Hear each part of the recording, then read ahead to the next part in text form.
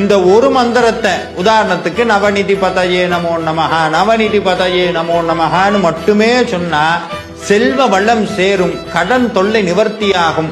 அதுக்கப்புறம் ஷட்கோண பதயே நமோ நமஹங்கிறாரு. அப்படின்னா என்னன்னா 9 கோணங்களில் உறையக்கூடிய சண்முக கடவுளே போற்றி.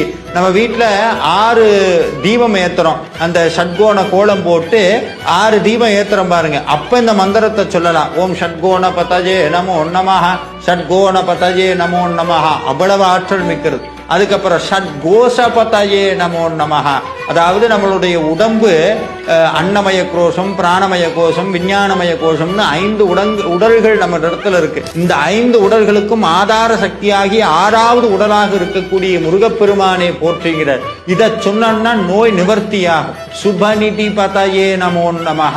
இந்த மந்திரம் ஒவ்வொன்றும் வீட்டில் சுப நிகழ்ச்சிகள் நடத்துவதற்கு காரணமாக அமைகிறது.